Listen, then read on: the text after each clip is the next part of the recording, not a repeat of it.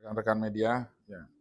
Saya sebagai pengurus ya, salah satu pengurus organisasi Pergerakan Seluruh Advokat Indonesia, yang kebetulan saya adalah Sekretaris Persadi DKI Jakarta.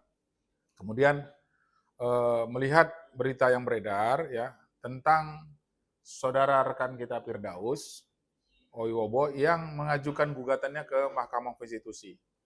Eh, ini adalah salah satu upaya hukum yang dilakukan oleh rekan kita itu, ya kan? Karena ada putusan Mahkamah Konstitusi tentang advokat mengatur tentang hak imunitas, ya. Advokat putusan nomor 26 PUU strip 11 garis miring 2013 yang menyatakan advokat tidak dapat dituntut baik secara pidana maupun perdata dalam menjalankan profesinya dengan etikat baik. Selain itu, ada putusan yang mengatur rangkap jabatan pimpinan juga. Organisasi advokat putusan nomor 91 PUU 20 kemudian garis miring 2022 yang mengharuskan pimpinan organisasi advokat nonaktif jika diangkat menjadi pejabat negara.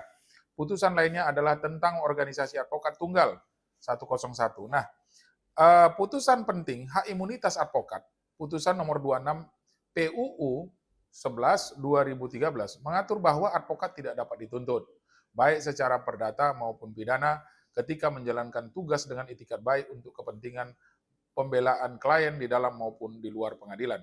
Nah, yang mana saudara Firdaus, ya kan, rekan kita, beliau pada saat itu adalah beracara di Pengadilan Negeri Jakarta Utara, yaitu melakukan pembelaan kepada kliennya, yaitu yang juga pengacara yang menjadi terdakwa kasus yang dilaporkan oleh Hotman Paris, yang mana Hotman Paris melaporkan Dr. Rasman Arif Nasution yang pada saat itu dia menjadi kuasa hukumnya Iklim Hakim. Nah, lalu saya mendapat informasi Dr. Rasman ini ketika heboh di persidangan, dia mau diduga akan dikeroyok oleh oknum-oknum ya, sehingga Firdaus itu secara tidak sengaja dia naik meja. Ya, tidak sengaja itu sebenarnya, tapi dia dalam kepentingan untuk membela Dr. Rasman, ya kan, kliennya. Takut dong terjadi apa-apa di pengadilan. Hanya pada saat itu karena publik atau media itu banyak menyoroti, sehingga eh, Pengadilan Tinggi Banten membekukan, bukan mencabut, bukan membatalkan. Karena berita acara sumpah itu, advokat ini bersumpah kepada Allah, kepada Tuhan, bukan kepada manusia. Jadi harus jelas ini. Dan kemudian saya berkomunikasi dengan beliau juga, dengan Firdaus kemarin, bahwa dia mengajukan gugatan ke Mahkamah Konstitusi untuk meminta agar pencabutan atau pembekuan basnya yang dilakukan oleh Pengadilan Tinggi Banten untuk dibatalkan. Nah, makanya dia pada saat itu ketika diminta oleh Hakim MK, karena beliau adalah sebagai pemohon, sebagai advokat, diminta supaya dicopot itu toganya, benar. Karena apa? Dia pada saat itu prinsipal, bukan sebagai advokat. Tapi ketika nanti dikabulkan permohonan dia untuk membekukan atau mencabut pembekuan tersebut, maka dia kembali menjadi advokat dan berita acara sempahnya yang dibekukan itu bisa berlaku lagi dan bisa bersidang lagi. Hanya saya komunikasi dengan rekan kita itu Firdaus ya, pada saat itu apakah Bang Firdaus itu saudara Firdaus itu ketika bersidang dilarang sama hakim? Iya Bang, saya ada dilarang. Nah, seharusnya diminta penetapan dari pengadilan yang melarang dia. Ada penetapannya untuk bahwa dia itu dilarang untuk bersidang. Tapi ternyata penetapan itu tidak ada.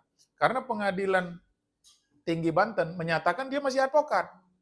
Ada pembekuan. Ya buat dong penetapannya bahwa dia tidak bisa bersidang. Tapi penetapan itu tidak ada. Nah, maka dia ajukan permohonan di MK, mungkin menurut dia adalah pelanggaran di dalam pengambilan keputusan pembekuan daripada berita acara sumpahnya. Karena di dalam Undang-Undang Advokat, itu jelas imunitas daripada advokat dan putusan Mahkamah Konstitusi nomor 26 tahun 2003 imunitasnya sudah dijelaskan. Kalau ada pun pelanggaran, kalau ada pidana atau kerugian daripada pengadilan, ya mungkin saya pikir bukan serta-merta atau langsung mencabut atau membekukan basnya. Ini kan nasib orang yang dia menjadi profesinya mencari rezekinya dari seorang advokat. Kan tidak ada juga yang rugi. Siapa yang rugi ketika dia naik meja? Nggak ada kerugian, nggak ada yang luka, nggak ada kerugian secara material, nggak ada yang bocor-bocor kepalanya di sana.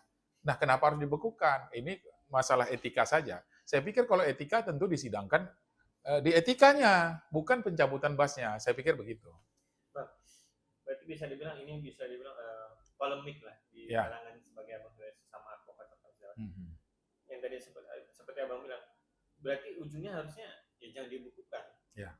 Harusnya disidang aja di etik. Iya, Nah, iya. ini kalau sudah masuk ke MK, nanti akan gimana bang ujungnya? Ya, jadi sidang di Mahkamah Konstitusi itu kan ada hukum acaranya sampai 45 hari ya. Jadi nanti harus dibuktikan semua apakah memang seorang rekan kita Firdaus itu adalah seorang advokat, nanti berita acara sumpahnya akan dibuktikan ke pengadilan, dan kemudian juga dari mana surat pembekuan yang sampai kepada saudara Firdaus. Nah, saya dapat informasi kemarin itu hanya di media sosial, suratnya kemana-mana gitu. Tapi secara fisik belum pernah diterima. Tapi saya tidak tahu ya, saya belum dapat informasi bahwa berita surat pembekuan berita acara sumpahnya itu apakah sudah diterima saudara Firdaus atau hanya beredar di media sosial. Karena pernyataan daripada ketua pengadilan Banten dari pengadilan Banten menyatakan dia masih advokat. Belum pernah ada dibatalkan berita acara sumpahnya. Tapi dari Mahkamah Agung menyatakan bahwa bukan dari Mahkamah, tapi dia ketika bersidang di pengadilan dia katanya tidak boleh bersidang. Tentu kalau tidak bersidang minta dong kepada hakim yang menyidangkan itu penetapannya, saya tidak boleh sidang. Mana penetapannya? Ternyata belum ada, dia bilang gitu. Kemarin saya komunikasi